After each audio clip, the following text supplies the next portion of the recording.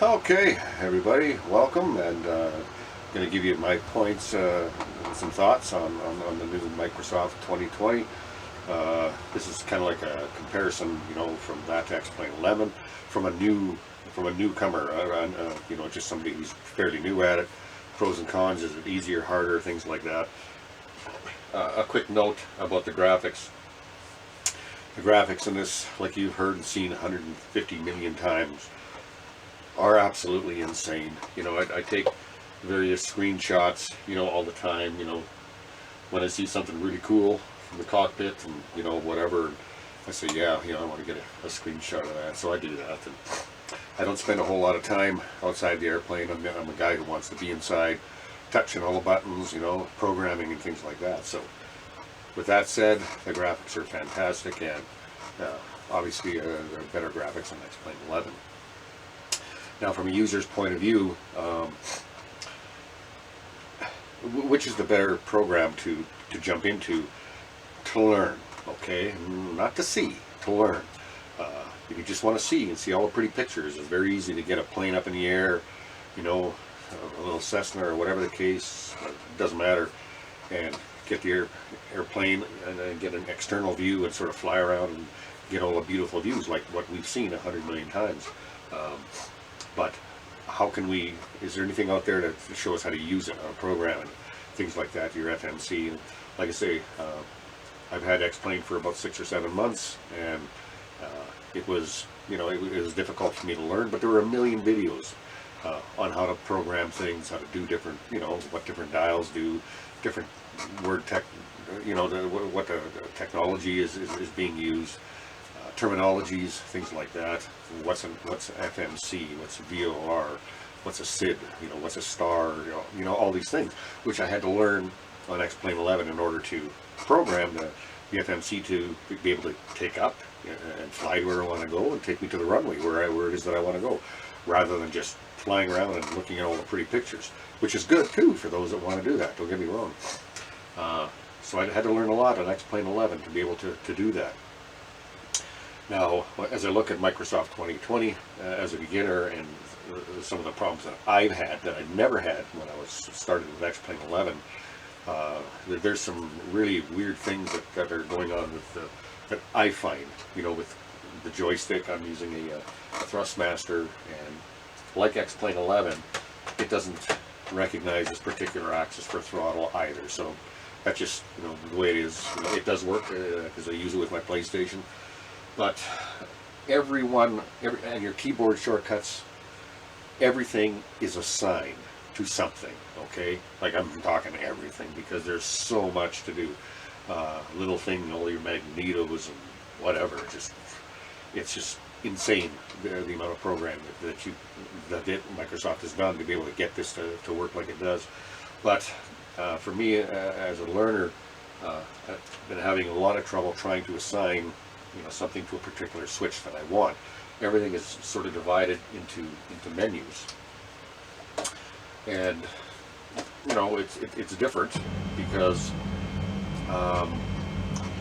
let's say if I want to turn a battery on or off, let's just say that if I want to program that to this particular switch, I first of all have to find what I want to program, and then to see it's already assigned to something. So, and I've been having troubles with the shortcuts, controls and S's or whatever, control plus C or whatever it is, that I'm having a little bit of difficulty with that.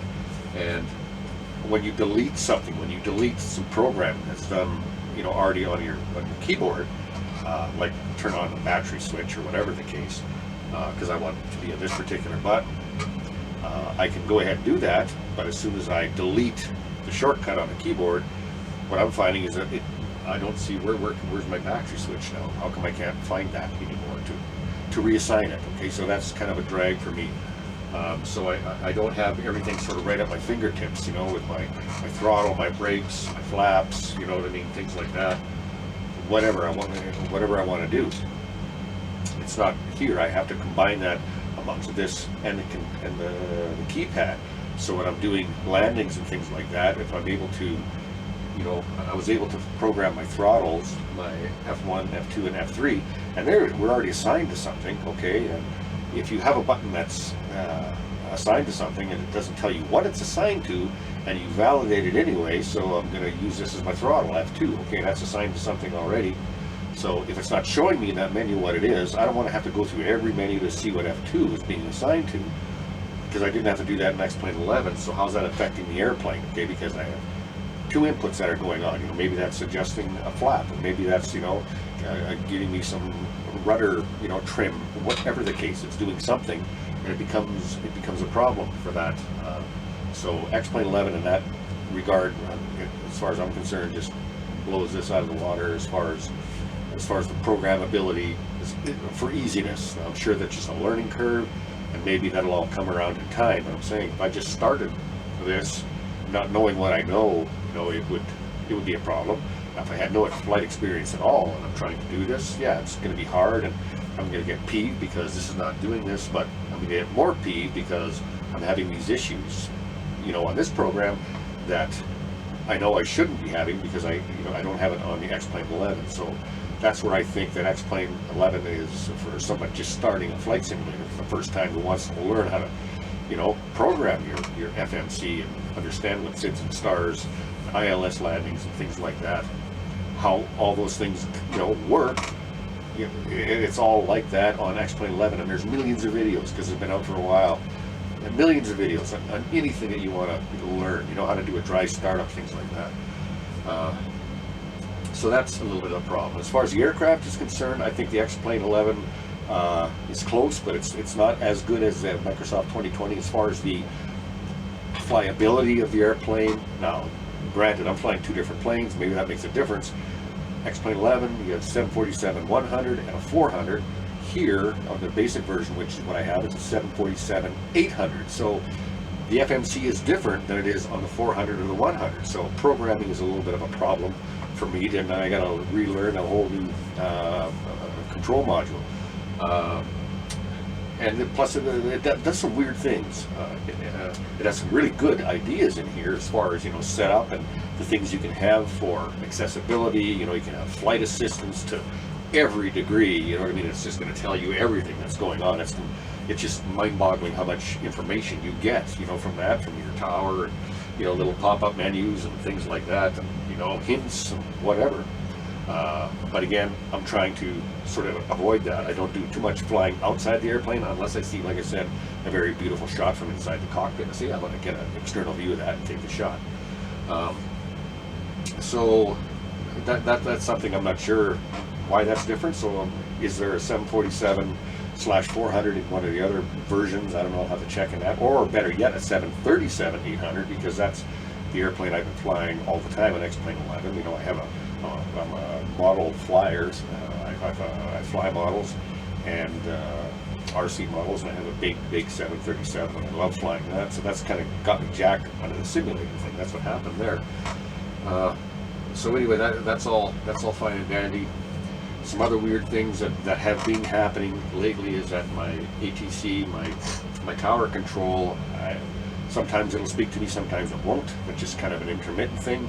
Lately, it's been good. It's been telling me stuff, but I can, you know, crash, which I do an awful lot, and reload the flight, and for some reason, I don't get the same guy talking to me. It's all done by text, okay? And I have to read every single thing and then reply back that way, you know, through the menu. And I don't really care for that, so I don't know if that's just my system or if that's just a little bug or whatever the case, but that's fine.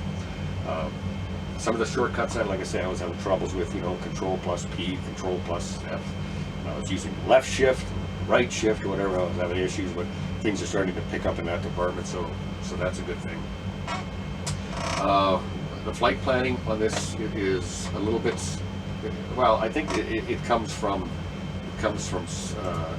well, it's very, very close to, if I just go into the main menu, it's very, very close to Navigraph, I think. That whole, I think, like I say, again, I'm new at this, but I was a Navigraph subscriber for a while, and that does a lot of things, you know, but it got way over too complicated for me. You know, I don't want to have to understand, you know, airplane, you know, map charts and all that kind of stuff. That's just way too much. I'm too old to even not care about that. Just want to fly the plane and know where I am, you know what I mean, and have the controls, you know, say things, and I know exactly what it means. That's the whole idea. And so if you're buying this, like I say, a 2020, this version to do that, I would say this is not the version for you, Xplane 11, because it seems to be much more built around flying the plane rather than, you know, just looking at the plane and seeing a whole bunch of beautiful pictures, and which is nice. Okay, I'm not downing that at all. That is absolutely beautiful. Again, the graphics, I keep bringing up that all the time, and that's what's going to save this, I think. It's not VR ready when it came out. That pissed me off hard. You know, the whole thing is built around a wow factor. Like, wow, look at this, look how good this looks. I would have thought, I would have never dreamt in a million years that this would come out and it's not VR ready right away. I have a good goggles, set of Rift S for my Xplane 11, and when you get into the cockpits, it's just, everything's right there. You know, if this a plane is just, you're part of the plane. Sitting outside the plane flying is a little bit kind of weird, but out of the 150 flights that I've had, I think I've landed twice, and they were pretty bad landings with the airplane. Nobody died, but it was you know, wasn't the greatest thing. See, here's the section I'm talking about. Having the world map, you know, is a beautiful idea. You know, you can just go around anywhere. You know, and there's a way you can actually set this up differently to get it to look more like the Earth I had. Like, I can't get that back, but you know, you have your sun and you see what's night and what's day and all sorts of things like that. So anyway, but aside from that, just go ahead and picking up a flight. I live in the prairies, so you know, I take short flights, you know, from Saskatoon to Regina, and like I say, the flight planning is very much like Navigraph. Gives you your, you know, GPS. You can fly GPS VOR or low altitudes, which I usually done, which are IFR flights. And with that, I'm able to set up ILS approaches and things like that. And this way I get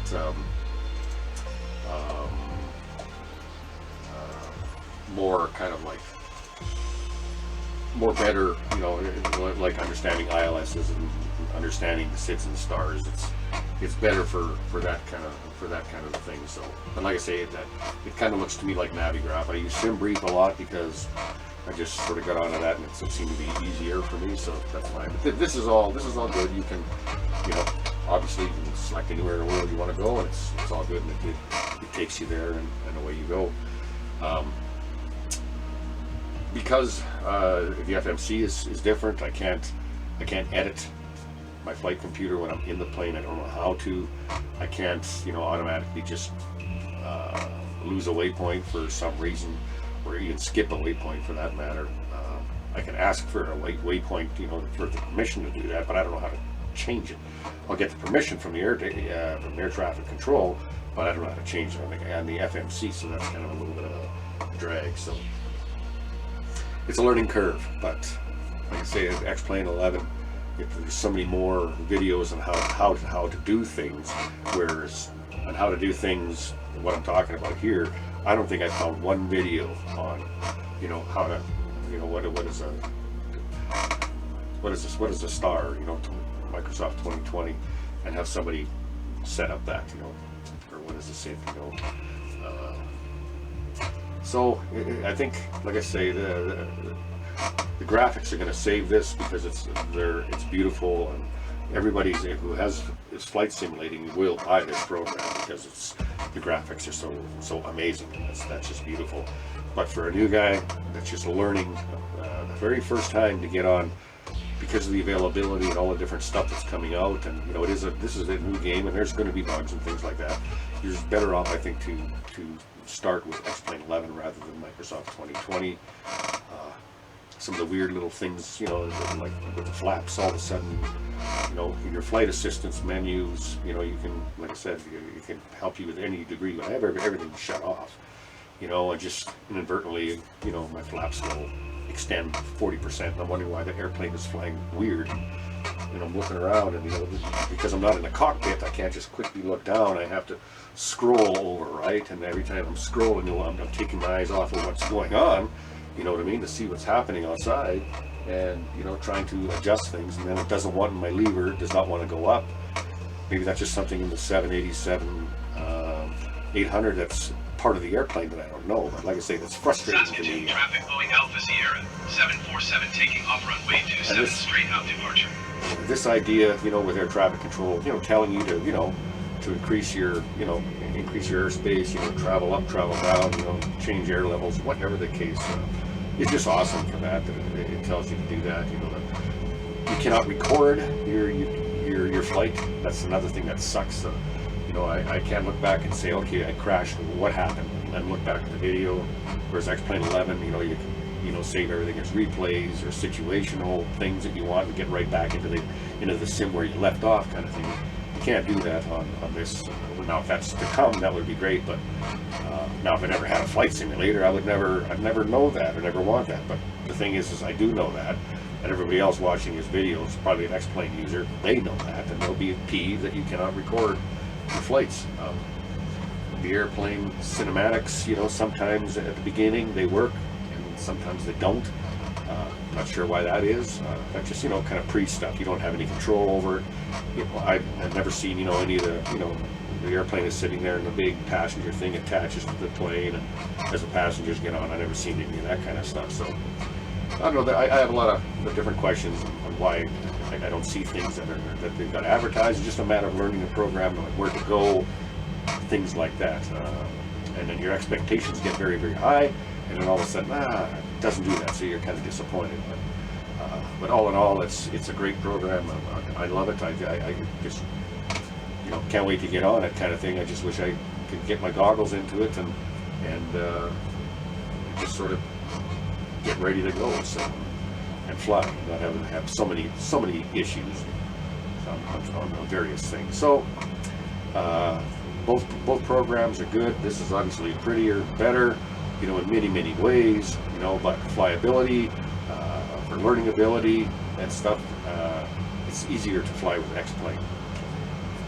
I love on here, you know, big sags, you know what I mean? That's very realistic. When you're coming in for a landing, we all feel it, you know, sometimes you're dropping altitude and you feel that bump, and you don't have that on Xplane 11, but whatever, it's, everything's all good. So that's sort of my take on that, and I hope I don't get, you know, people throwing knives at me because I'm, you know, I'm not ditching this. This is great, but from a user's, you know, beginner, you know, my first flight sim ever, Mom, Dad, I'm going to fly a flight sim, Xplane is the way to go. After you got that sort of kind of going, you can come into this program and really enjoy the graphics. Or if you're a quick, you know, beginner, quick learner, everything just seems to come to you right away. To the 2020, that's fine. It's, you're going to end up with it anyway. Everyone will have Microsoft Flight Sim if you are into simulators. So aside from that, thanks for watching, and happy flying to you.